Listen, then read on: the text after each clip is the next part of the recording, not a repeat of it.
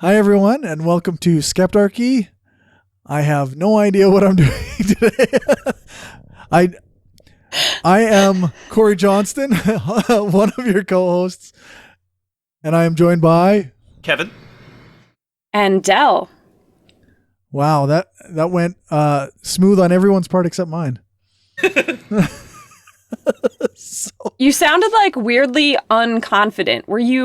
Did you forget what the name of the show was because you have other shows and you were just hoping you guessed the right one? Yeah, kind of. But also, I know what show I'm on, but I sometimes forget because I'd like to say something after the name of the show. This is Skeptarchy, where we talk about politics and progressivism and whatever. But I couldn't think of anything, so. We'll come up with a catchphrase someday. Someday. We'll see. Our legions of adoring fans can email us ideas and fight for who has the best. Yep, our legion of two fans. Yep. I love how we have fewer fans than we have hosts. Well, I'm a fan. Oh, fair. Yeah. Okay. Okay. My husband and my roommate both listen to this show. Yeah, Oh, those there are you our go. two So- fans. I have contributed more fans than I have brought myself. So I'm just saying, I'm doing my part. That's excellent. I'm terrible as I don't know if you noticed it with my other shows in the past, but I'm terrible at promoting. I can sit there on the computer and edit audio and video all day, every day, but when it comes to sharing, I'm terrible at it. So I'm not great either.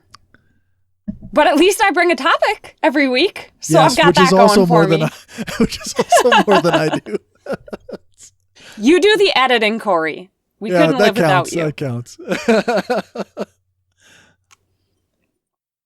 All right. So I guess it's been 2 weeks since we talked last. What's happened? It's a new year. Happy New Year. Happy New Year to you. Yeah. Well, So- Trump's lawsuits have continued to fail miserably. Yeah. So that's good. Yep. I saw today that he was caught in a conversation with the state Secretary of State for Georgia, I think it was.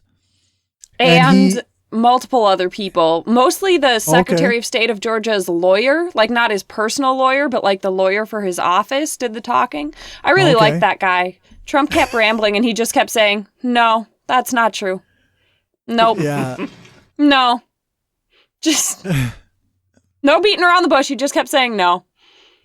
You just can't do the things you want to do. There's no 11,780 votes or whatever you're looking for. Yeah, no, not gonna happen. He keeps trying, he keeps failing. Honestly, once it flipped over, or hell, once the Electoral College cast their votes on, December 14th? I figured he would have given up. I don't really see how it's gonna happen at that point, but apparently he's waiting all the way until the House of Representatives confirms the count on, I want to say, the 6th. So, 3 days to go. It's getting closer. There's only 2 more weeks of Trump.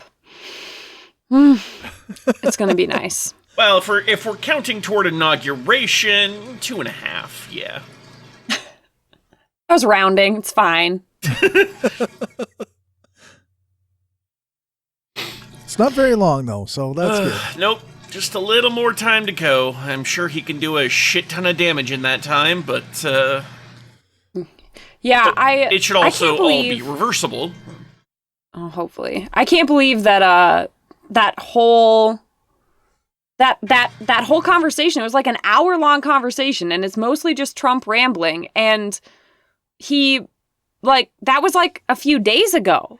This seems like content that everybody got over multiple weeks ago, winning Georgia. You know what I mean? I can't believe this was only a few days ago. That's what's really surprising to me.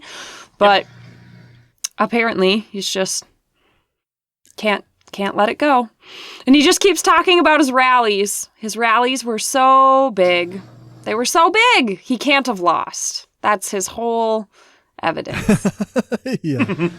I subjected myself to reading the transcript. I mostly skimmed it by the I time did I not got to even do the that. large walls of Trump rambling. So I can't. That just sounds delightful. Yeah, I can't do it when he's talking, and I have to listen. I don't know if reading it would be any better. Oh, God. There was a 4-minute, clip that the Washington Post released before they put out the whole transcript, because I guess they needed to edit out this one person's name. Because there's this one person that was just, completely random poll worker. Totally random. Had just a random volunteer poll worker that the Trump campaign folks latched onto to just smear.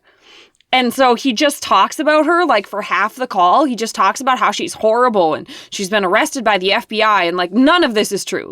It's complete nonsense. And so they decided to edit out her name because she's already had to be in hiding for a few weeks. Oh, jeez. She's just a random volunteer, poll person, has nothing to do with anything. But they had a video of her moving a box of ballots from one end of a room to another, and they just went completely... Oh, the horror. How dare she move ballots, which was probably part of her job. Right, yes. And anyway, so they decided that they needed to edit out her name. I think that's what they were talking about in the hours between when they were figuring out, if they should just release the whole tape. They wanted to bleep it out because she's already received so much harassment, and there was nothing substantiated about it, so they decided to protect her identity. Although you can find it if you go looking, people will... It's not like it's hidden, but they decided not to blast her. So, yeah. I suppose that's, something. Yeah, it was a little weird. Who would have thought the campaign would deign to protect the name of someone instead of just trying to straight up ruin their life? They're so very good at it. I hope somebody gives her the money or takes the case pro bono for, defamation or something. Because she's not a public, person. So the stakes on that, it's not as hard to get that through, especially when Trump is literally saying stuff like she's been arrested by the FBI, which she absolutely hasn't. Yeah. That is, I can't remember which one is in writing, if it's slander or libel. I think it's slander. But, that does sound like very, a pretty solid case for slander. Yeah. Yeah, it was hard for me to click on, I was like, can I listen to Trump talk for 4 minutes? I don't know if I can, but I did it. But anyway, it was a little weird that they released the 4 minutes of edited stuff before they released the whole tape. I feel like they should have just waited a few hours and made their decisions, because it made it all look shady. And I think they were probably just deciding if they needed to protect anyone's identity, because there was 4 people on Trump's side of the call, and there were 3 people on the Georgia side of the call, and Yeah. But they should have just waited. Everyone would have lived for 4 more hours, No, we all needed that 4 minutes right now. Clearly. So what else? I don't know. Anybody have any other... I don't want to just monopolize the whole thing. So does anybody else have any other political or current events items? Don't have anything in particular myself. We just talked about this on my Saskatchewan politics podcast. There was a football player here who he made... And just for our American listeners, by football, he means soccer. No, I actually mean American-style football. Oh, yeah. Wow. Okay, Although that was unexpected. Canadian rules, American-style football. Okay. Wait, the Canadian rules are different? Yeah. Yeah, okay. I need more information, and I'm sure people listening do too. So I knew that Australian rules football was different. Yeah, but what the hell is that's basically Canadian just rules? rugby. What is Canadian rules football? Is it are you going back to flags, or do you say sorry every time you tackle someone? How's that work? Well, there is some of that, yeah. But yeah, our field is actually a little bit wider and longer. Well, it's because you all use the metric system and yards are longer than meters are longer than yards. So Well, yeah, that's Is that not really surprising. why? No, I would imagine. It would make sense, but no, for some reason we still use yards when we're measuring the field. So then how long is your field? Oh, just a sec. I'm gonna have to look this up. How long? Because in American football, it's you have from goal to goal, it's 100 yards, and then the end zones are 20 yards. So it's 140 total. Let's see. We got 110 yards from goal to goal and 20 yards in each goal. Why? Is this just because you have to be special? Why would you add 10 yards? So y'all have a 55-yard line? What kind of nonsense is that? Well, the that's middle the center. of your field is 55 yards from either end. That's absurd. I'm sorry, this Y'all is the just dumbest had to thing be Canada fucking has ever special. done.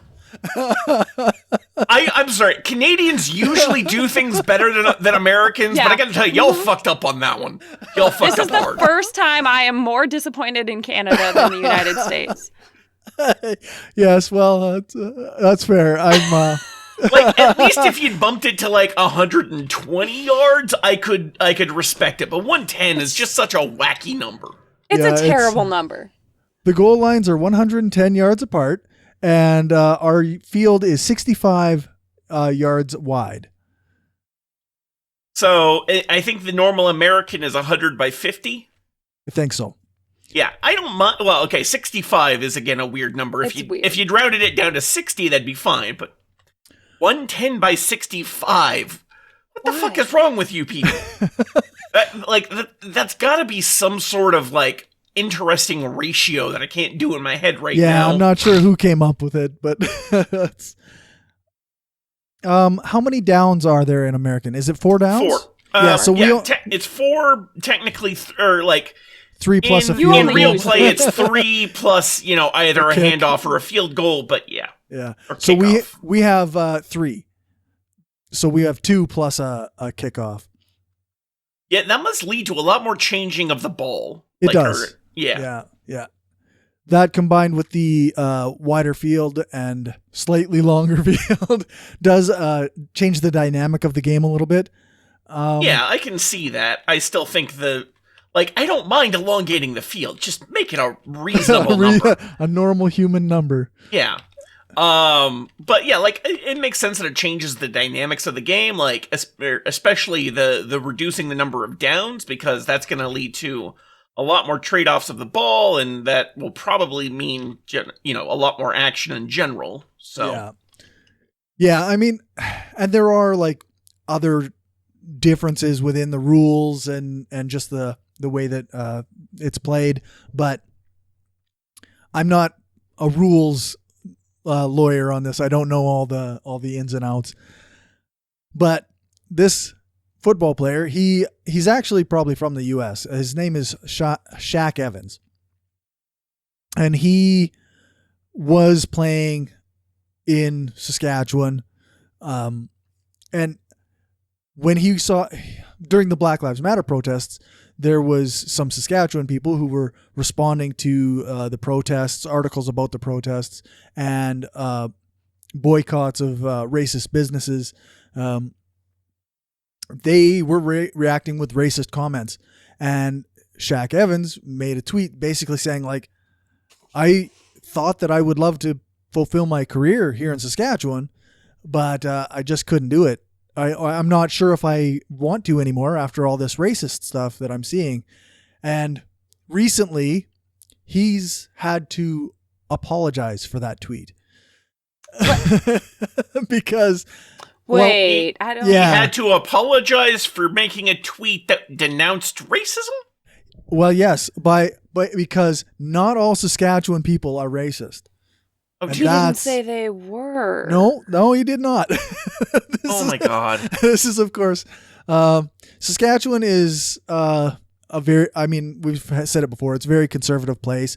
Lots of very white people who get very offended when the word racism is applied to even a segment of us, apparently. So that's the big story that I've been thinking about today. Ugh. I'm not sure if the football team, like the Saskatchewan Roughriders is our football team. I'm not sure if they actually made him apologize, but he has put out 2 tweets apologizing and saying, "Oh, I know that not all Saskatchewan people are racist," and so on and so forth. You know.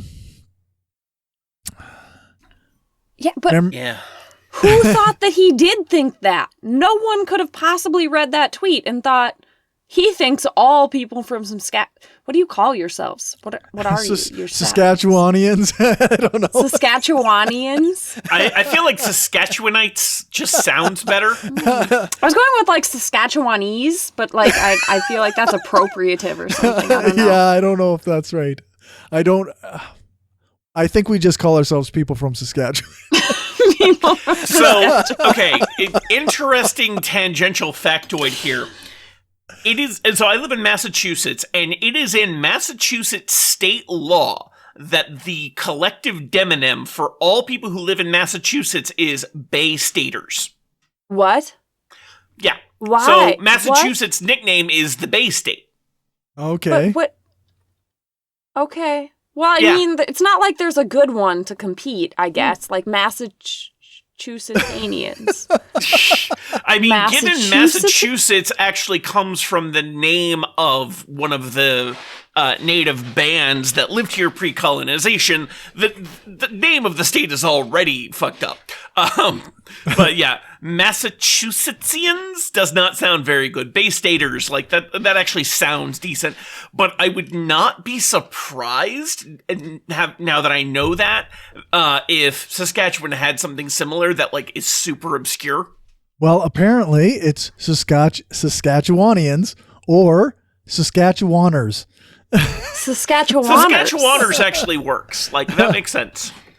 We're just Minnesotans. It's not hard. We're good with it. Well, Yeah. that's the nice thing about having an A at the end of your name. Yeah. Wisconsin people are Wisconsinites. Yeah, that So- sounds right. Works. It's all right. We all have too many syllables is the problem. Saskatchewan, Massachusetts. It's a lot of syllables. Yeah, when you start adding Massachusetts. more onto the end, it's like it gets awkward. Yes, Yeah. yes, it does. So, like, you got British Columbians, you got Albertans, you got Manitobans, you got Ontarians. I'm not actually sure about Ontario. And I know the plural of, or the demonym for people in Quebec is Québécois, because French. Yep. But yeah, Saskatchewaners, I think, is probably the easiest one. Apparently, it's used far less often. Saskatchewanians, just that's such a mouthful. I think it's a Canadian. We just add en on the end of every. I'm curious, Cory, what is the percentage of Saskatchewanians who can spell Saskatchewan? Like, is it tough for people? Because it feels like it would be tough for me. No, they teach us that right away. Okay, so you just focus on it really hard. Yeah, so everybody knows how to spell the province of Saskatchewan.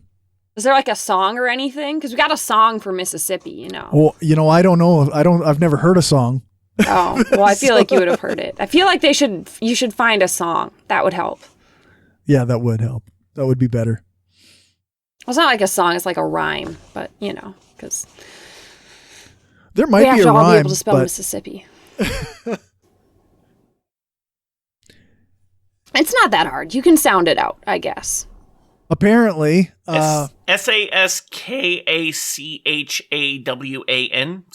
Saskatchewan. Oh, okay. Oh, so you break it down. Okay, yeah, I missed the yep. T, but I think I got everything else. Yep. Like, I just did not realize that there was a T, because, like, you don't hear it in the word. Well, especially when you are speaking to a Saskatchewan person, people who are from other provinces enunciate it differently, I guess. Saskatchewan. Yeah. I was listening If to you've it been on. up to Saskatchewan up there. You know, You know, don't you know about Saskatchewan? Yeah, that's right, eh? Okay. Enough fucking around. We got a real topic from a real smart person here. What? Real topics on this An actual podcast? topic. What are you talking and it's about? not Bean Dad. Bean Dad is not the topic. Yeah. I still Twitter don't know flavor what of the Bean day. Dad is. No I'm one still will remember clueless what about. Bean Dad is by the time this episode is out, but Bean Dad was very mean to his daughter because she didn't know how to use a can opener, and he was playing a jigsaw puzzle, and he didn't want to make her food, so she had to make herself baked beans. And he has been driven off of Twitter, and his songs have been thrown out of the podcasts that they were the theme songs for, and people dug into his old tweets and found bigoted things that he said. And then he said he actually was kind of faking the story about how mean to his daughter he was, and he wasn't really that mean to his daughter.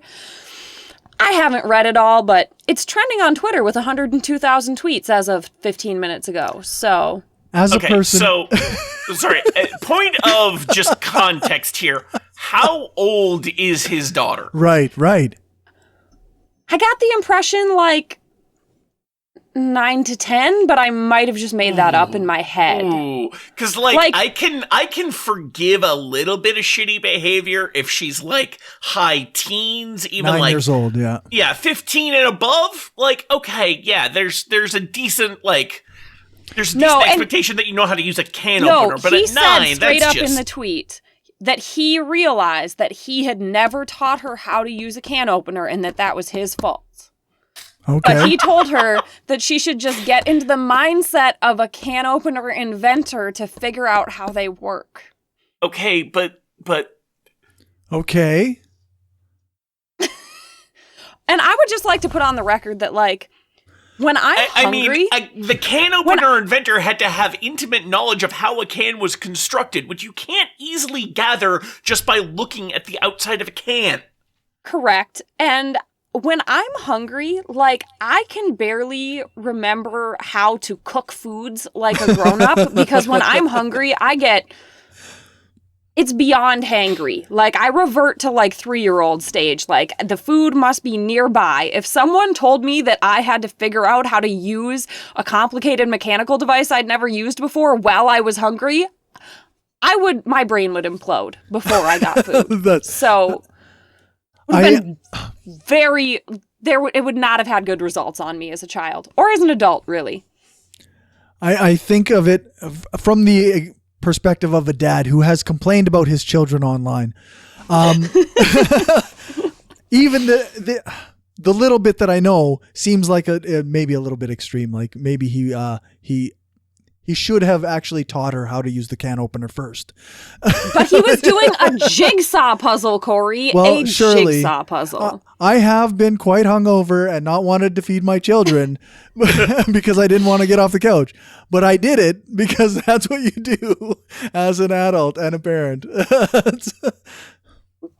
Or at the very least, if you're going to force your child to feed themselves baked beans, you could show them how to use the can opener. It would be less work, I think, than what he did typing out the 8 tweets making fun of how she couldn't use a can opener. And also having his whole life implode because, dude, a little effort would have saved you a lot of trouble.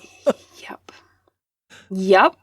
I just, like, why did he think this was a profound experience worth tweeting about? Like, why? Again, I am a person who tweets in mundane, inane, silly shit sometimes. So I get that, but no, it's terrible. Shouldn't have done it. So Bean Dad is not our topic, although... I mean, I feel like we could make an entire episode out of him, but we have better things to talk about. Yeah, that's right. So I ran across an article somehow in my Facebook feed, which when I clicked into it, found out was published in 2018, which is fine. But I'm going to give a little background ahead of time. So this is about sexism in science, specifically sexism in the science of conception. So how sperm and eggs work. What?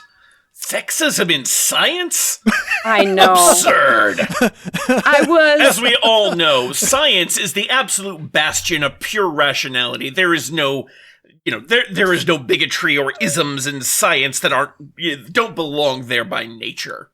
Kevin is not privy to this, although Cory is. But I was recently asked to try to keep politics out of my discussions by a friend of a friend, to which my brain just implodes and says, like, what is the line between politics and not politics? Because, like, there isn't one.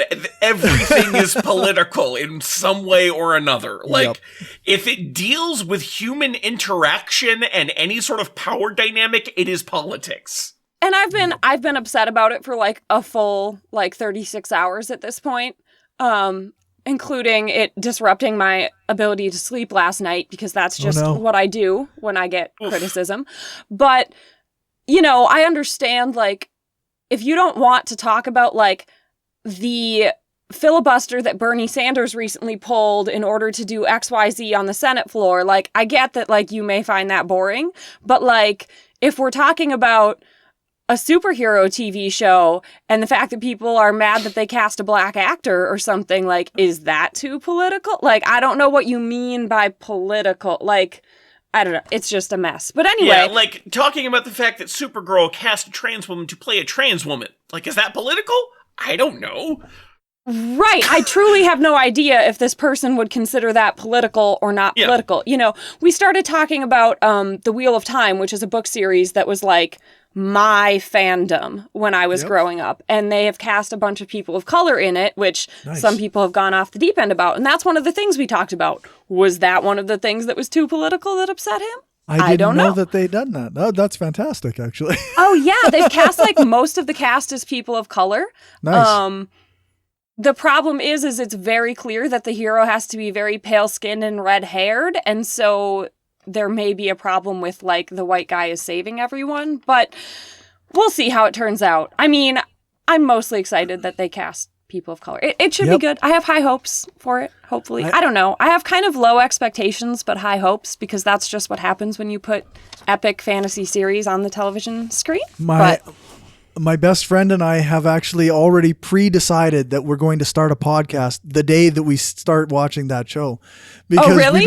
we've been waiting for a Wheel of Time TV series for decades. Oh, that's funny. I've never heard you talk about it. Yeah, so Wheel of Time fan fiction was my introduction to the internet as, like, a child. That is why I got online, because I was so into Wheel of Time. And most of my friends have read it now, but I was into it first, so.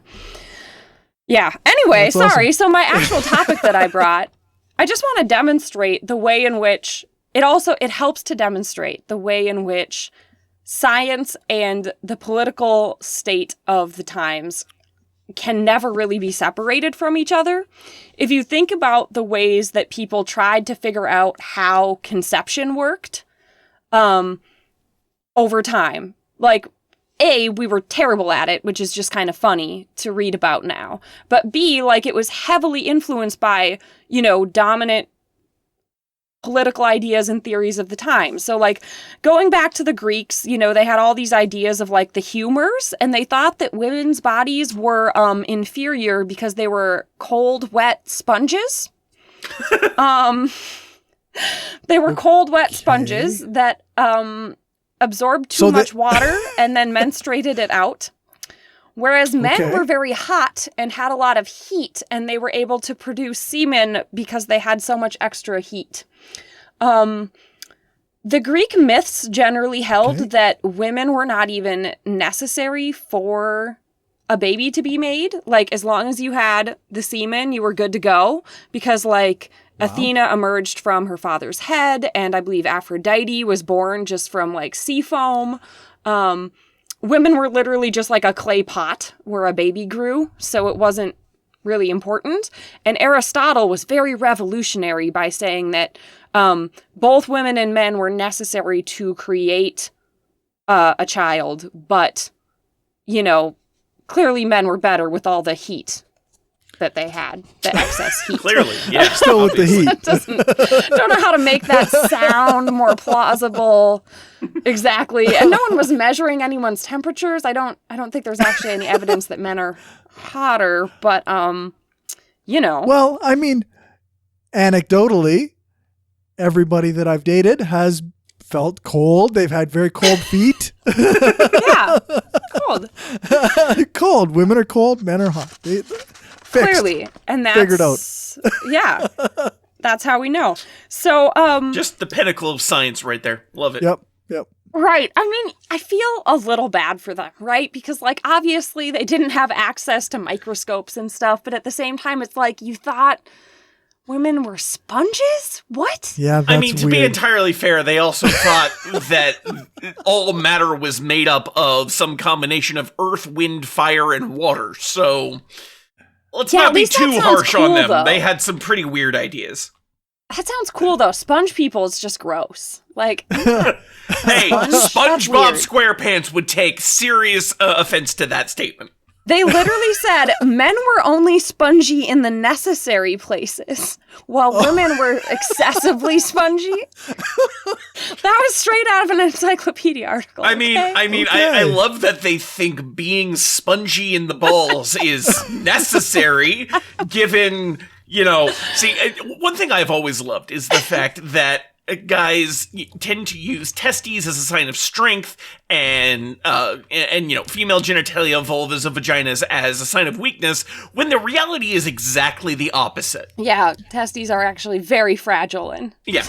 Whereas vaginas take a lot of punishment throughout their lives. So a human egg is actually like visible to the naked eye if you look hard enough. Like if you're looking at something printed on size 12 font, it's actually about the size of a period. So there was a Okay. point at which they could figure out that there was an egg being released. Like we're talking medieval times, right? Not the Greeks, but they could figure these kinds of things out eventually. But no one ever saw sperm until almost the year 1700. In the 1670s, they were able to see, like they had invented microscopes, and they would do things like look at pond water, and they had discovered that microorganisms existed. And they were very excited about that, although it was very disturbing to them, which, like, I can imagine. That's fair. And pretty quickly, that same dude was like, I gotta look at my jizz under the microscope, right? And he was like, why the hell not? he was like, Yes, holy of shit, course. it's covered in parasites. Why are these parasites inside of me? And he legit thought that the sperm were like gross parasites living in him, just like what lives in pond water. And he was So- right. Not quite. Well, I mean, there are some definitions by which a child could be considered a parasite. So really, they're what lead up to the parasite. Right. Not a parasite on its own per se. Yeah, so we discovered that we could see eggs at a certain point, and we figured out that, like, we accepted Aristotle's view that, like, both people need to contribute something in order to have conception occur. But it was heavily influenced by the religious doctrine of the time, what's now referred to as the Russian nesting doll theory. And that's that at the moment of creation, God created all of the humans. Okay. So, like, they all exist in pure, perfect, like, form already inside the egg or the sperm, and there was like constant debates about whether the tiny human called a homunculus was inside the sperm or the egg. Generally the sperm won out because sexism. But it was just like really the idea that life would be created at the point of conception was like heresy, right? So you had to believe that, like, literally every human that would ever exist was, like, inside Eve's ovary when Eve was created. So, like, she had tiny eggs in her ovaries that had a fully formed human in them, and that human inside that egg had ovaries with an egg inside it, right? Like, for thousands of years going forward. Which is... It's a very turtles all the way down sort of conception. I like it. I mean, yeah. is it less ridiculous than what many people like? I don't know.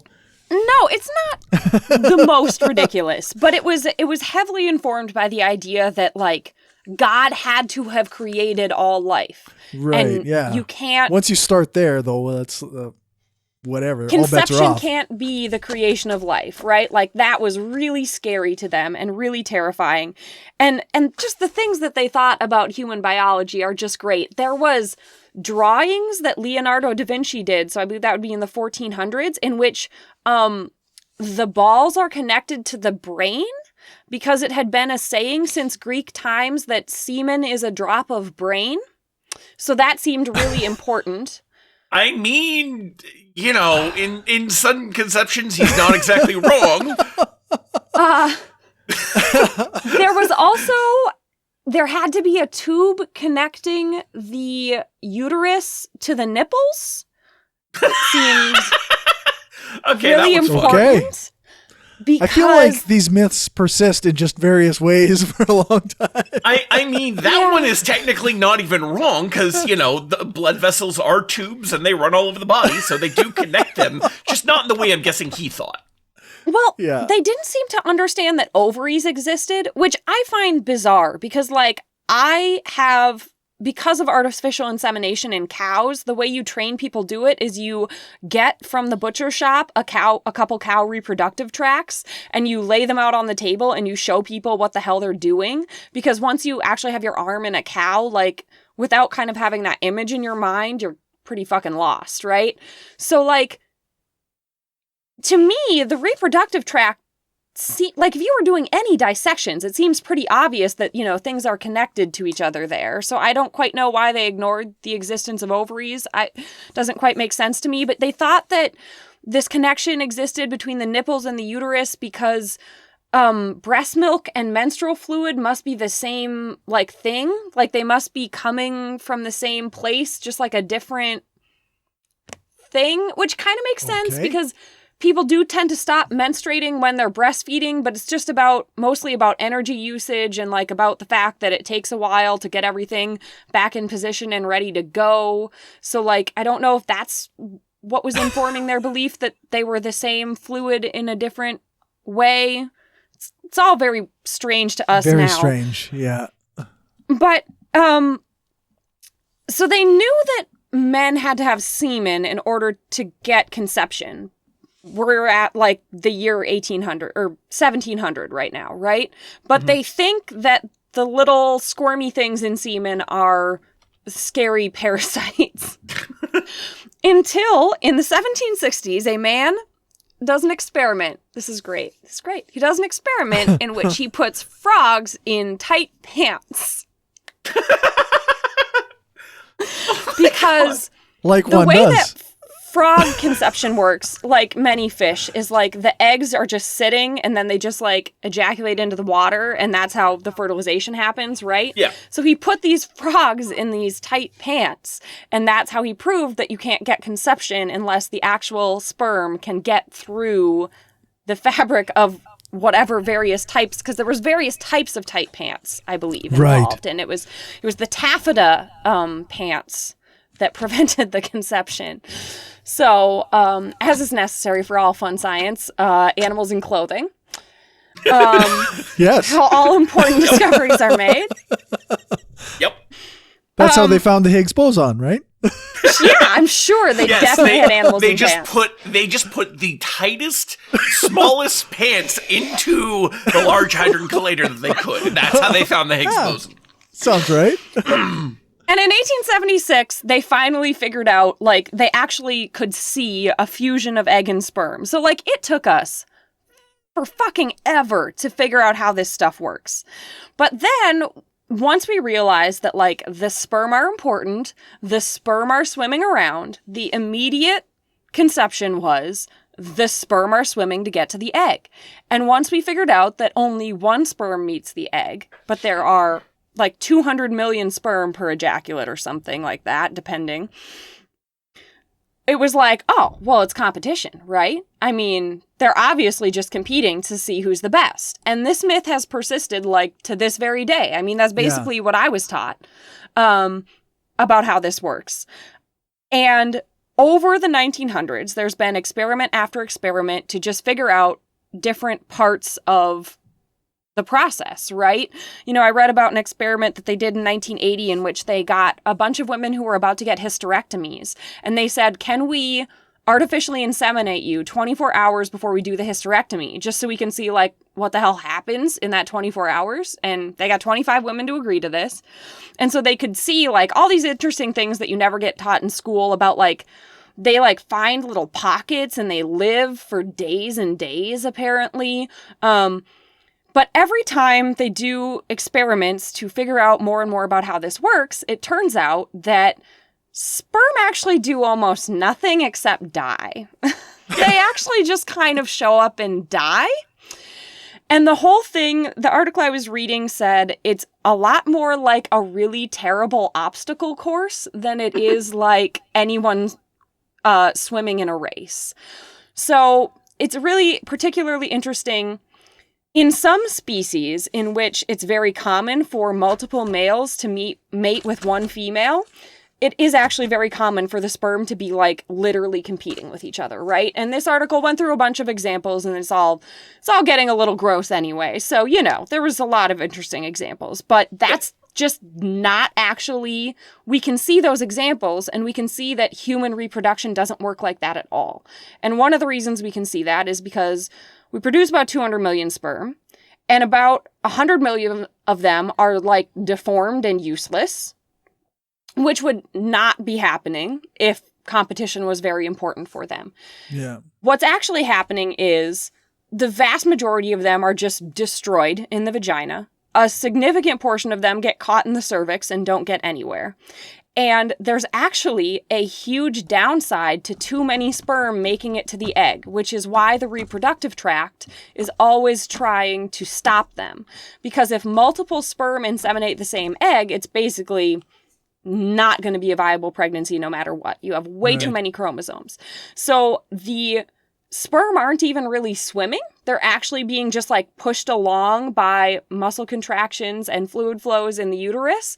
And there's really just a completely random chance of any particular sperm making it through all of these obstacles and getting pushed along up through the fallopian tubes and everything else. So the whole sort of story that we're told about how reproduction works is sort of nonsense. And the problem is that all of these discoveries have kind of come increment by increment, and no one even started putting them together and saying, wow, you've kind of eliminated literally everything useful that the sperm does, until, like, the mid-90s. Like, nobody even ever started writing about, like, maybe we need to sort of, like, rethink the story we're telling here, you know? Interesting. So, like, this doesn't quite match with what I was taught, but granted, I was learning about this in high school in the early 2000s, so I don't know if maybe they'd caught up by then, but, like, the whole competition theory is not something I was ever directly taught. It was more basically, like, I didn't know all the stuff about the whole reproductive tract being essentially designed to kill them, but, like, Yeah. you know, I was taught that, you know, of the 200 million, maybe a couple hundred end up actually making it to the egg, and that, like, most of them actually end up dying trying to penetrate it, and that eventually one succeeds, and that triggers a chain reaction, in which the egg, or a chain chemical reaction, which causes the egg to create something of an impermeable barrier, so that only one sperm ever actually makes it into, to create that diploid fusion. Yeah, and I was definitely taught about, only one gets there and the barrier, and that, that not a lot of them make it, I guess, but it was definitely still framed as like an Olympic race, right? And so that only the best man wins. Like, it was definitely framed that way. I also do remember that I was in high school in the early 2000s, but my textbooks were from the 80s. So that'll do it. Yeah. There was a whole section on how we hoped cloning might one day occur. And that's why I remember that specifically. Dolly the sheep. Yes. And my teacher was like, so these are super old, and Dolly's literally dead already. So yeah, I'm pretty sure that I watched, like, multiple videos where they like actually would draw little spermy guys racing against each other to get to the egg. Mm-hmm. Yeah, no, I think I was definitely, saw some videos like that. I think one other thing that I did forget to mention is the whole, the rushing nesting doll theory was like a really big favorite of the ruling classes because the sort of theory of like competition and many sperm as opposed to like a fully formed future human already existing was very friendly to the concept of monarchy and pure bloodlines, as opposed to sort of a competitive theory where there are hundreds of millions of sperm, which was felt a little democratic to them. And most of the leading scientists were still gentlemen naturalists, aka rich dudes. So, that was the only note I missed, I think, in my notes. But, so it shouldn't be surprising to us, I don't think, probably not us, but it's always interesting to me to see how, like, you can get sort of these piles and piles of evidence that just pile up, but if something is a really sort of catchy story that goes really well with the dominant conceptions that we have for society, we just kind of like just keep going with it, even though the foundational evidence is just sort of like eroding beneath our feet. And this is just a really good example of that. Yeah, humans do like their stories. Like, if it's not in a good story, we're a lot less likely to believe it, regardless how true it actually is. Mm-hmm. Mm-hmm. That's why so much of science communication needs to be around the stories we tell and not necessarily the evidence. Obviously, the evidence needs to be there to, like, back up the story, but it's going to be more about the story as to whether anyone actually takes it to heart than it is about what evidence is presented. Right. Yeah, there's so much, the evidence is that... I know, I always struggle with that. I guess I don't struggle with it so much with stories, but I do sometimes struggle with the concept that, like, sometimes in order to win people to the right answer, you have to appeal to things that I don't feel like are good things to appeal to. Does that make sense? Yeah, no, that makes perfect sense. Like, you shouldn't have to, but it's just how we're wired for whatever reason. Right.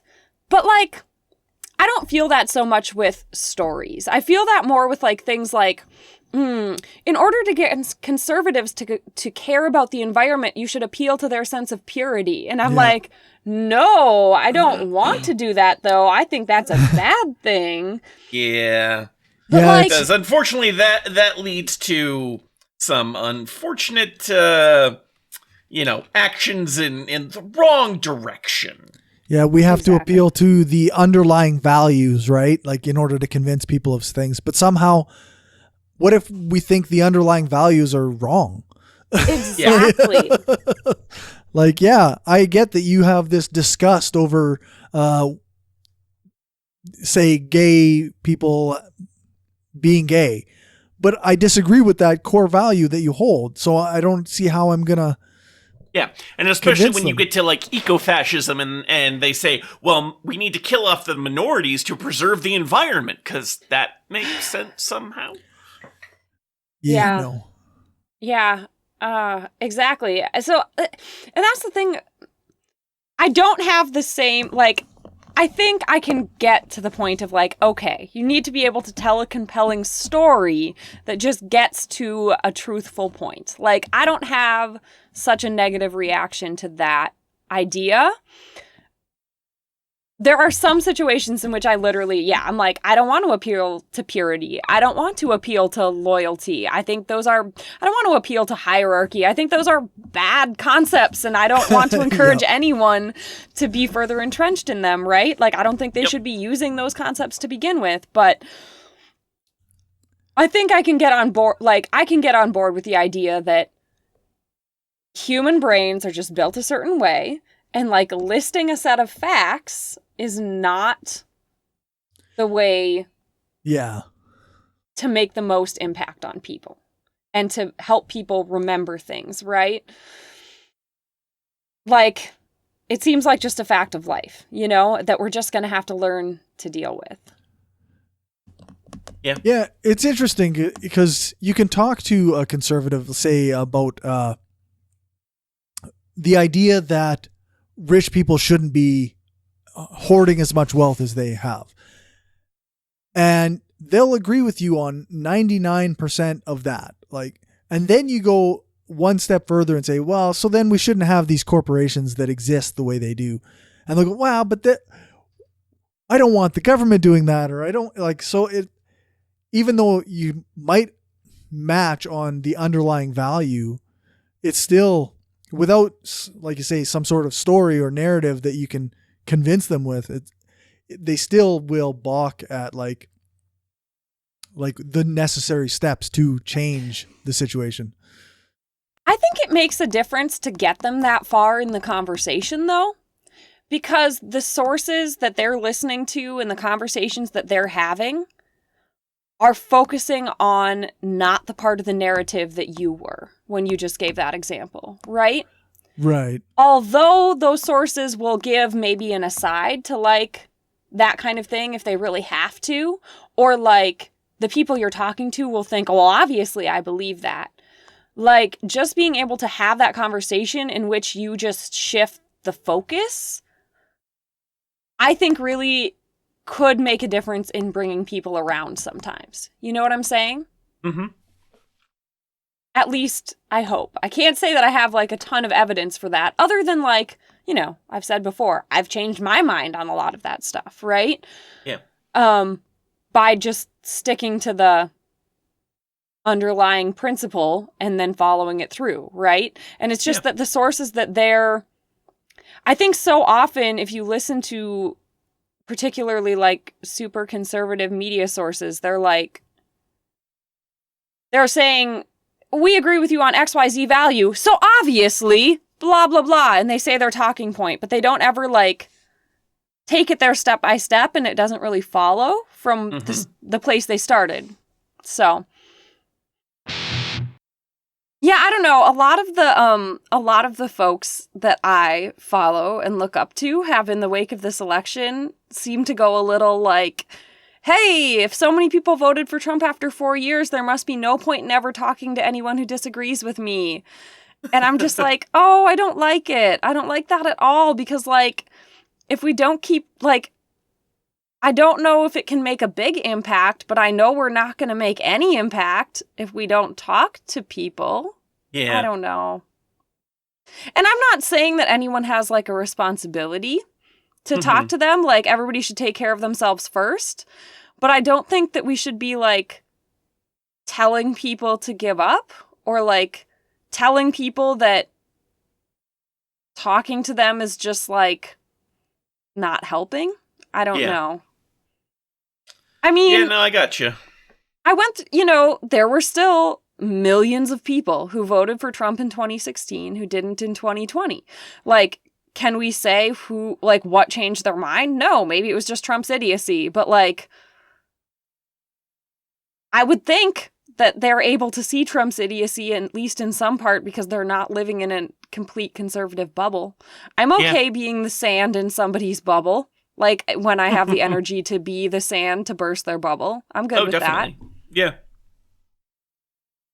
And I know their bubble isn't going to get burst if somebody doesn't do it. Fair.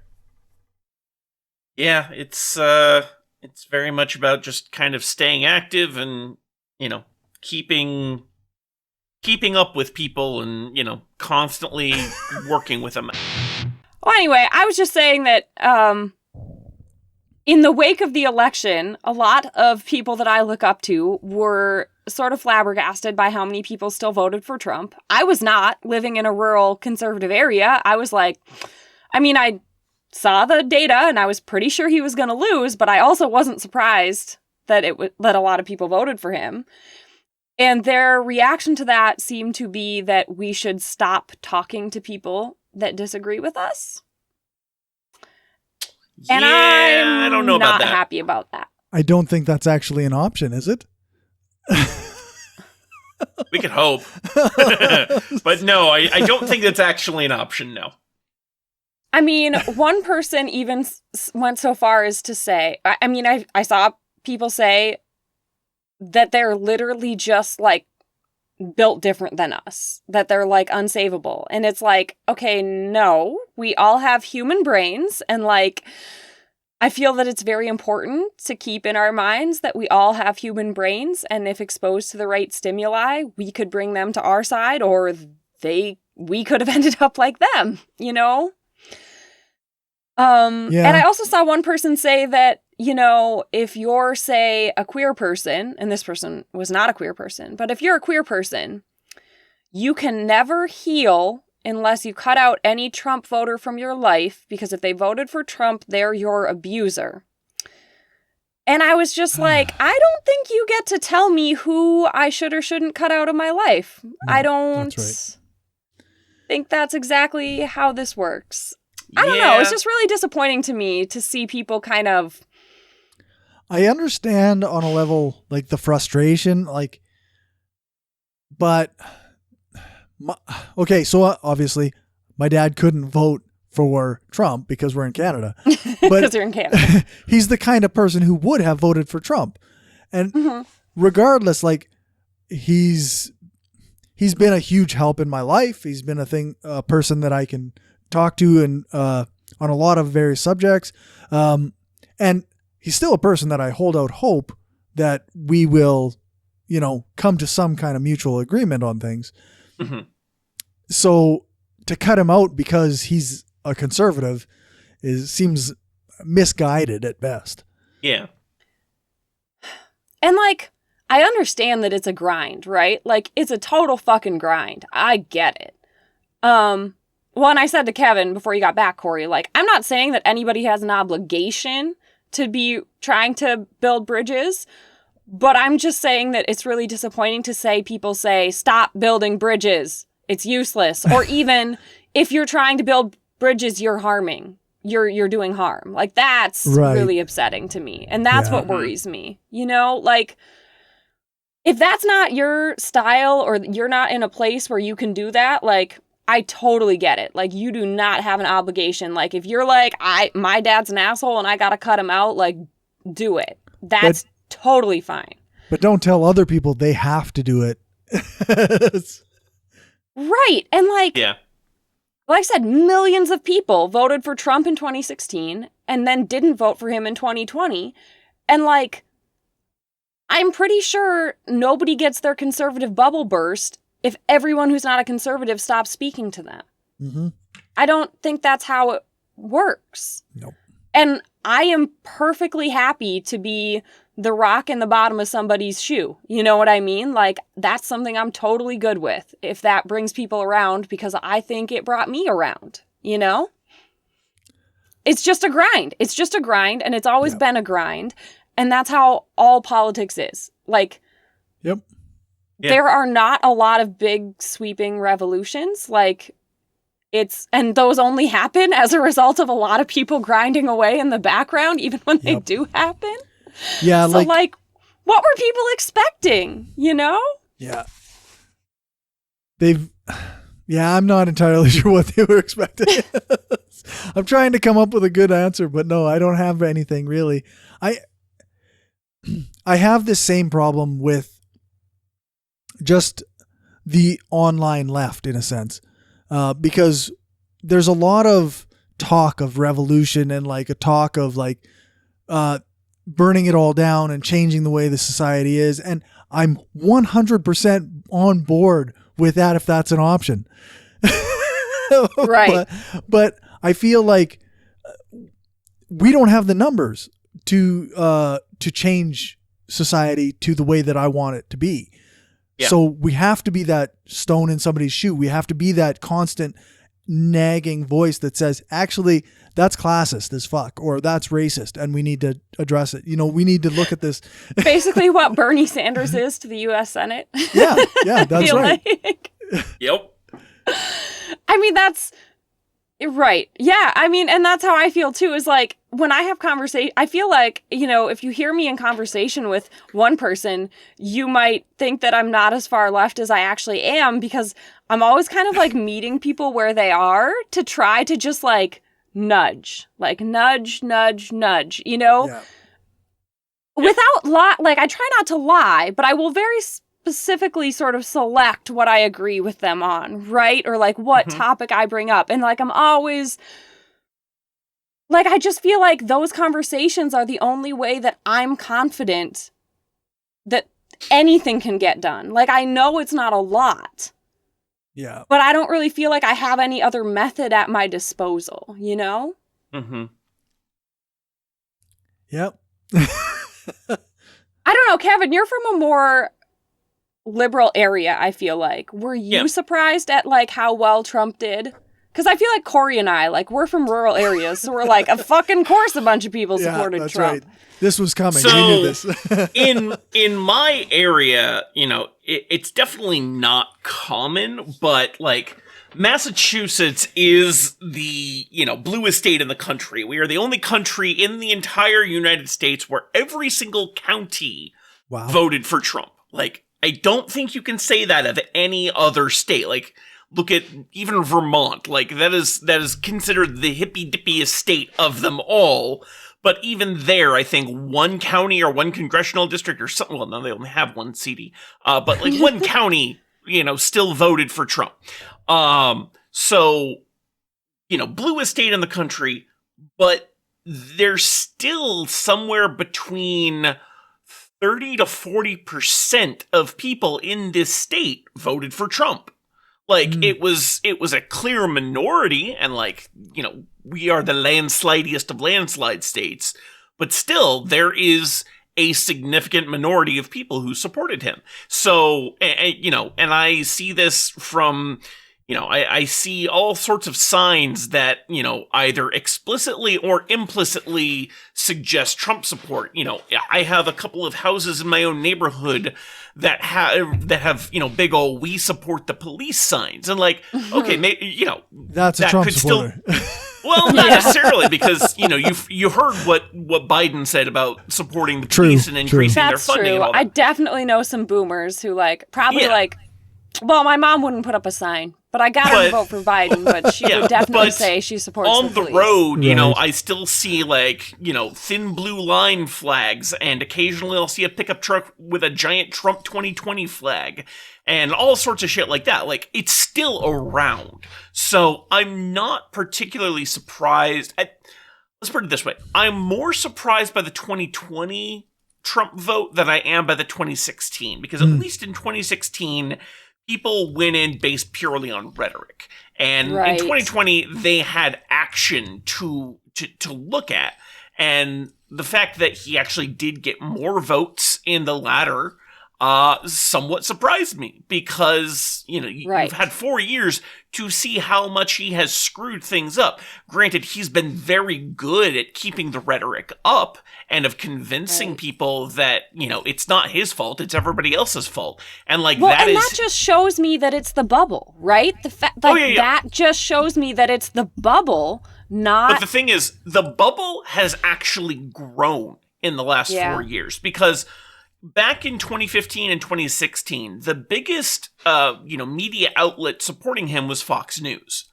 And, like, not to say that they, you know, they have, you know, gotten any smaller in that time, but you have things like OAN and, you know, there are, you know, I can think of it, well, obviously I can't name them off the top of my head, but, like, I am aware of a good half dozen different, you know, media groups that have a decent amount of reach, you know, going from The Blaze to Newsmax, and like, I remember Breitbart.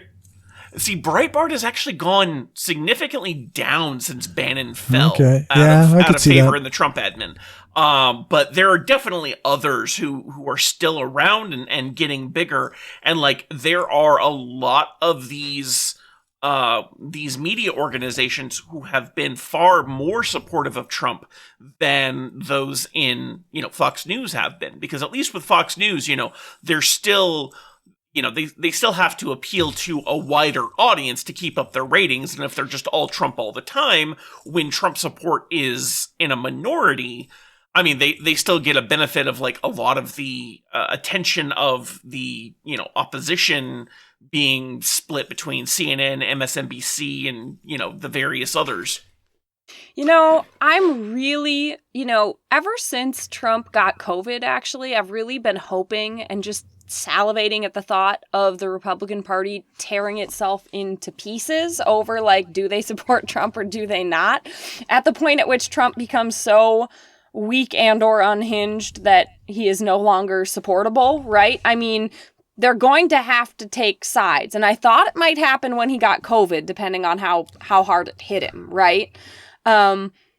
But it seems like, we're slowly getting there now with all the election nonsense, right? People are having to stake out a claim of if they support Trump or if they're going to let not do anything illegal, I guess, when it comes to the election. So yeah. I'm really looking forward to that. What seems like it's inevitable, because Trump doesn't have any particular party loyalty or nope. And you really do much see political acumen beyond rhetoric. Yeah. And you do see the accusations of even Mitch McConnell is as a Republican in name only. Mm-hmm. Yep. Mr. Republican himself is now not part of the what people are supporting because because it's Trump. It's all Trump. Right. So. Right. Yeah, I look forward to that. I hope it plays out as well as it may for us. It's going to do a full on. What was that? The Bull Moose Party? What was that in the 1900s? So the president who made that third party run? I think it was like Teddy Roosevelt, right? He created a party called the Bull Moose Party, and then which obviously just threw the election to the Democrats. So, looking forward to whatever Trump's version of the Bull Moose Party is. I mean, it'll be frustrating that he'll have that many rabid people salivating behind him, but... I mean, let's just be real. If the man creates a party of his own, it will be the Trump Party. He's not... Yes. His entire brand is built on naming things after himself. You really think the man would not name a political party after himself? It's literally the Trump Party. If he goes and makes his own political party, it'll be the Trump Party. Yep. And the funny thing is, he's not actually the first to do that. There are a few different politicians in Australian politics who have parties named after them for whom they are the only elected candidate. How does that go for them? Well, I mean, they tend to, as I understand, they tend to form coalitions with pretty much the conservative government, or I shouldn't call it the conservative because in Australia, it is weirdly enough called the Liberal Party. Yes, it's the Liberals. Yeah. Fucking Australians get everything backwards, I swear to God. That's almost as bad as 110-yard football fields, but not quite. Yeah. Not quite. To be entirely fair, you can call the Conservative fair, Party liberals, and that's not as bad as 110-yard football fields. To be entirely fair, conservatives are liberals, so it just depends on which definition of liberal you're using. Because classical liberalism. Yes, there is the classical definition of liberal, which is market oriented and pro-capitalism and all that shit. And despite having a conservative party, our Liberal Party are kind of conservative compared to any other party. So yeah. And that's why, Lib Dems in the UK are actually farther to the right than the Labour Party. So Labour is generally the name for the left-leaning party, although even most Labour parties these days are pretty goddamn liberal. I was about to say something else, and then it emptied in my head, decided to just go blank. So... Oh, that's all right. I guess we've opined enough, perhaps, for one evening. Perhaps. So, what do we got here? You can find us at skeptarchy.com. You can follow us on Twitter at skeptarchypod, facebook.com/skeptarchy, and email us at skeptarchy@gmail.com. Still waiting for an email. We are still waiting for an email. You know what? No email means we've never got anything wrong. Hey, there you go. That's what that means. All right. Kevin, your Twitter is? AncomPsycom. Dell. I am more cowbell. And I am at Hardcore Skeptic. As well, we have On Facebook. I'm Dell on Earth. And I am Cory Johnston, though that is a common name. And I don't have a Facebook for reasons. But you do have... I do have a Twitch stream over at Anarchist Laboratory. Streaming every Wednesday and Saturday, 8 p.m. Eastern Time. Feel free to come check it out. Perfect. And Eric, I am recording a podcast episode this week of I Date Me with Amy with a Y. Amy with an I was indisposed, so that's probably coming out next week as well. Nice. I actually do listen to that show. As opposed to ours. I was on Secular Soup like a year or two ago. Cory was on Secular Soup pretty recently, but that's the main podcast for Amy and Amy. They do have a slogan, 2 blueberries floating in a sea of tomato soup. So that's not meant to symbolize that they are both blue voters in seas of red. So, although they have tried, someone brought them once tomato soup with blueberries. It was apparently not horrible. So okay. So we got to work on the slogan, is what I'm saying, guys. Yes, we will get a slogan someday. I feel like there's one just pre-built for us, which is no gods, no masters. You know, it already exists and it kind of fits. Yeah. We'll workshop it. Yeah, we got to make it our own, right? Of course. All right, and Eric said he will be back next time, so. We'll you better be. All right. Thanks, guys, for joining me. All right. Have a good night. Good night.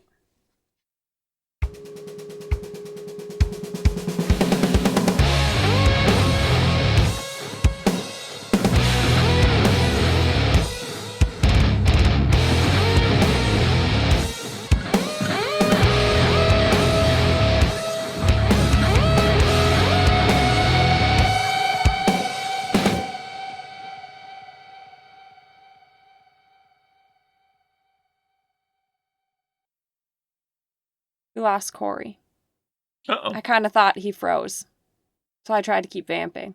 Well, I'm sure he'll get back shortly, or hopefully. I think he has mentioned that like StreamYard isn't great about that, but I guess we'll see. Well, I sure as hell don't know how any of this works, so. Same. We can't lose Cory. He's the only one who knows how to stop this train. Stop this crazy thing! Yeah.